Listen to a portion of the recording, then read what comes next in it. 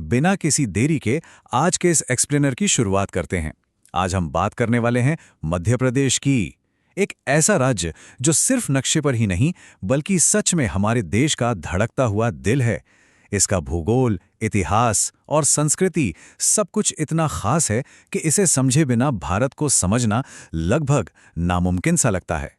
चीजों को आसान और व्यवस्थित रखने के लिए हमने इस चर्चा को 5 छोटे-छोटे हिस्सों में बांटा है। हम शुरुआत करेंगे भारत का हृदय कहे जाने के पीछे की वजह से और फिर इसके भूगोल, नदियों, इतिहास और अंत में संसाधनों को समझेंगे। आइए सबसे पहले अपने पहले भाग की तरफ बढ़ते हैं और समझते हैं इसकी मूल पहचान को।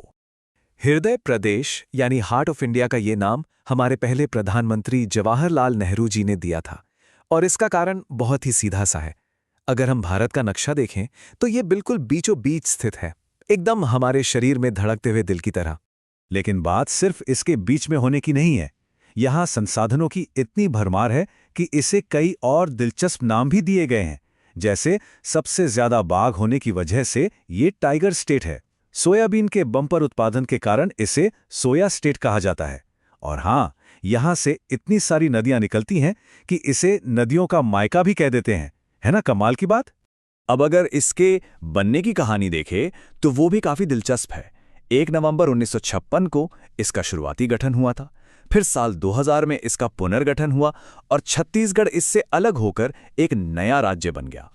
आज का जो आधुनिक मध्य प्रदेश हम देखते हैं वो 53 जिलों और 10 संभागों का एक बहुत ही विशाल ढांचा है। इस राज्य की सांस्कृतिक पहचान इसके आधिकारिक प्रतीकों में साफ झलकती है। बारहसिंगा यहाँ का राजकीय पशु है और दूधराज यानी पैराडाइज फ्लाईकैचर राजकीय पक्षी। खेलों की बात करें तो मलखंभ यहाँ का राजकीय खेल है और कला के मामले में भी ये एकदम समृद्ध है। मालवा का माच नाटक और बुंदेलखंड का मशहूर राई नृत्य यहाँ की संस्कृति की जान है। खैर, ये तो हो गई पहचान की बात, लेकिन अब एक बड़ा सवाल दिमाग में आता है। इतना विशाल और केंद्रीय क्षेत्र आखिर भौतिक रूप से बना कैसे है? इसकी भौगोलिक बनावट कैसी है?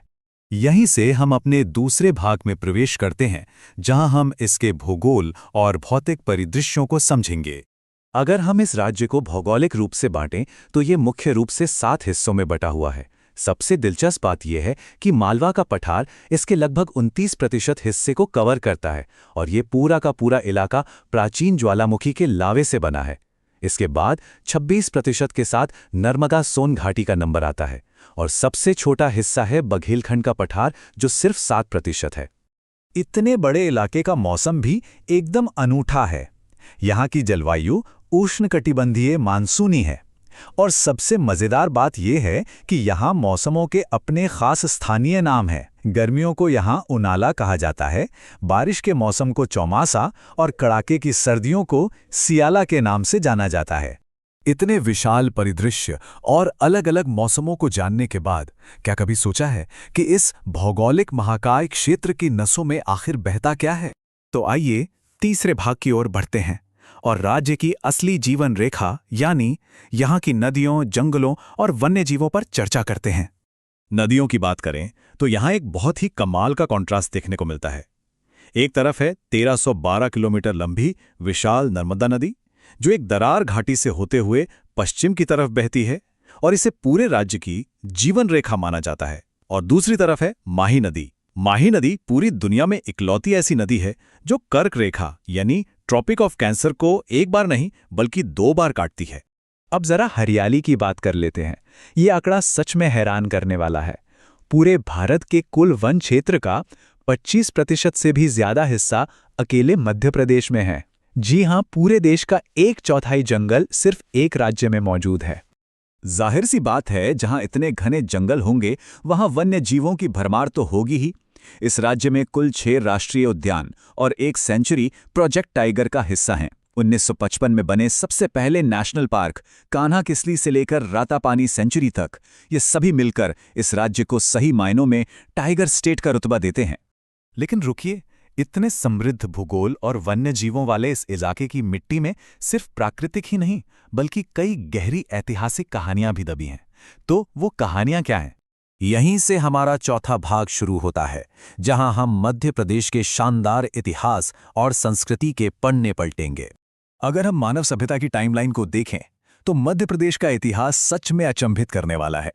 इसकी शुरुआत होती है प्रागैतिहासिक भीमबेटका की गुफाओं से। फिर आते हैं चंदेल राजाओं द्वारा बनाए गए बेहद खूबसूरत और राजसी खजुराहों के मंदिर, सम्राट अशोक से जुड़ा प्राचीन बौद्ध सांची स्तूप और मानसिंह तोमर का बनवाया हुआ ग्वालियर का भव्य किला। ये सब इस राज्य की सदियों पुरानी विरासत के जीते जागते सबूत हैं। इतिहास के पन्नों में कुछ बहुत ही दर्दनाक अध्याय भी दर्ज हैं। आज़ादी की लड़ाई के दौरान 14 जनवरी 1931 को छतरपुर जिले में चरण पादुका नरसंहार हुआ था। एक शांतिपूर्ण सभा पर गोलियां चलाई गई थीं। इस दुखद घटना को आज भी मध्य प्रदेश के जलियांवाला बाग के नाम से याद किया जाता है। चलिए, अब इतिहास से निकलकर आज की दुनिया में आते हैं। अपने पांचवें और आखिरी भाग में हम इसके आधुनिक संसाधनों और जनसांख्यिकी को समझेंगे। अगर हम आधुनिक अर्थव्यवस्था के आधार की बात करें, तो ये राज्य खनिजों का एक विशाल खजाना है। पन्ना जिले को ही देख लीजिए, पूरे भारत में हीरा उत्पादन में ये सबसे आगे है। बालाघाट का मलाजखंड अपनी तांबे की खदानों के लिए और भरवेली खदान एशिया में मैंगनीज के लिए मशहूर है। और ऊर्जा की बात करें तो सिंगरौली में दुनिया की दूसरी सबसे मोटी कोयले की परत पाई जाती है। इन बेशुमार संसाधनों का सीधा असर यहाँ की आबादी पर पड़ता है। 2011 की जनगणना के आंकड़ों पर नजर डालें तो मध्य प्रदेश की कुल आबादी 7.26 करोड़ से भी ज्यादा थी। इतने विशाल राज्य को गति देने के लिए ये एक बहुत बड़ी और अहम जनशक्ति है। एक और बहुत ही दिलचस्प जनसांख्यिकीय आंकड़ा यहाँ का लिंगानुपात है।